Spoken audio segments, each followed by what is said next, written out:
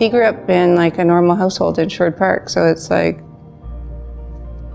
he had 2 parents, he had a little sister. He was a great athlete and a good student. My son was 16 years old and he went missing and we couldn't find him. You can't even imagine your kid missing for 4 days. He was found in a meth house in Sherwood Park. And of course I didn't even know what meth was.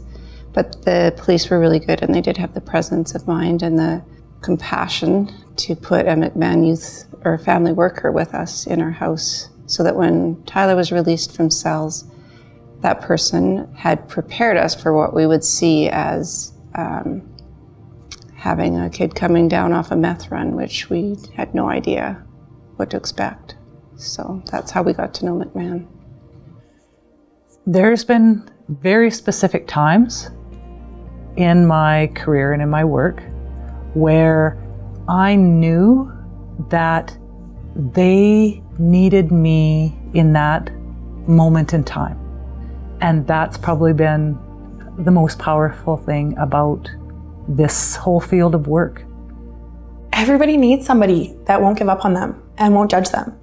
You think about a young person, there's always someone in their life that's judging them. Either it's parents or it's teachers or it's judges in general. They just need someone who cares and is not going to give up and doesn't judge them. And that's what Mcman was for me. They're kind of that stable person for you, someone to hold you accountable. She's like a friend and a mom and a social worker and so many things all together. Some of these youth that we have on the program, they have been living on their own since they were 16 years old. And I look at my niece who's 18 and sometimes I'm like, wow, these kids really had to grow up, and you see the maturity and then I'm like, and then it kind of takes you back and you're like, wow, these kids are pretty amazing and resilient. I think that sometimes when people see or know or hear of a group home moving into their community, they get really upset or scared, thinking that something's going to happen to their house or their people in their community, but that's not the case. These youth come to us because they just need the helping hand. When you're living in volatility and chaos, just getting to the next day is success. Mcman showed me that I mattered, that I was cared for. Didn't matter what was going on for me. They didn't judge me. They gave me a home.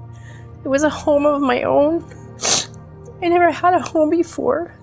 I joined Mcman in 1999. A Mcman worker is someone who loves people and wants to help them more.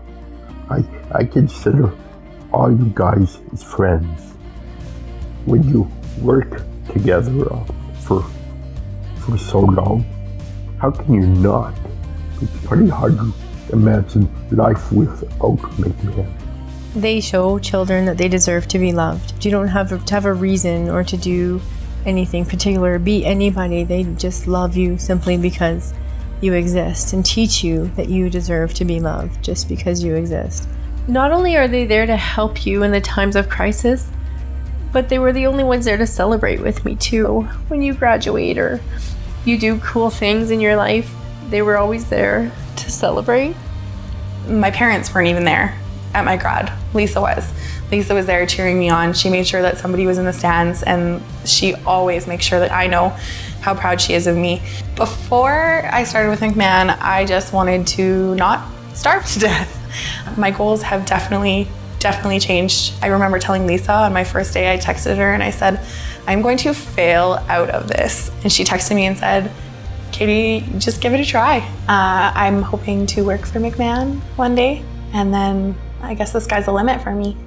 We had an old chalkboard in our basement and 2 brothers and 2 sisters in my family, and I'd make them sit in desks and write on the board. And I always pictured myself teaching, helping others, helping kids. I really enjoy when I'm able to, facilitate, whether it be meetings or trainings or things like that with staff that ultimately reach families at the end. One of the beautiful things about the programs of Mcman is sort of that, early intervention and that helping relationship that they can establish with clients, with families, in their homes.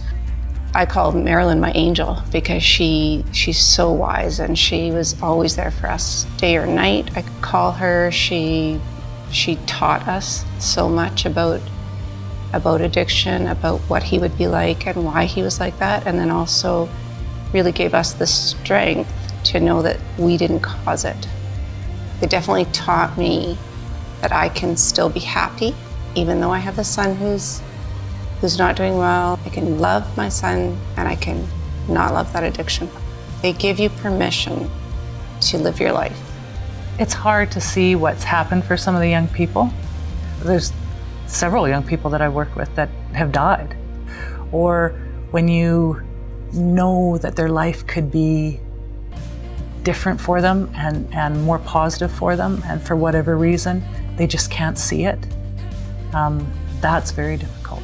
My daughter said to me once, you know, my friends say I remind them a lot of you. And she said, you know, that wouldn't be a bad thing.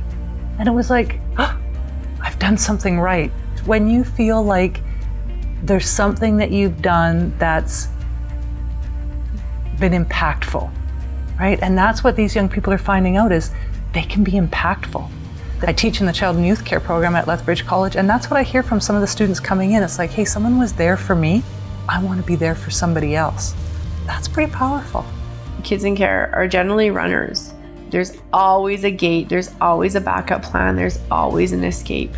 When I decided this was home, I kind of closed the gate and decided, you know, I don't need to run anymore. Ron and I have been married 10 years. Ron is a very quiet guy. He doesn't judge you, he takes you as you are. For me, Ron is home, Ron is safety.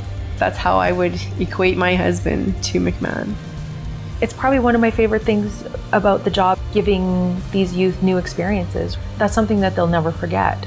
A lot of them have never even left the city before, so to go hiking and go for lunch is a pretty big deal. It just kind of opens their eyes too to opportunities. So it is possible to go to a Flames game. It is possible to go out to the mountains, and it's possible to do anything. Mcman, when you think you're in a hopeless situation and there is nothing except darkness, definitely they give us hope. My success for my son has changed a lot. What it used to look like was having a great career and having all these things. Now success for me, for my son, is he's alive today. We have hope that he's going to be alive tomorrow. And we have hope that one day he will be sober and clean and happy and healthy.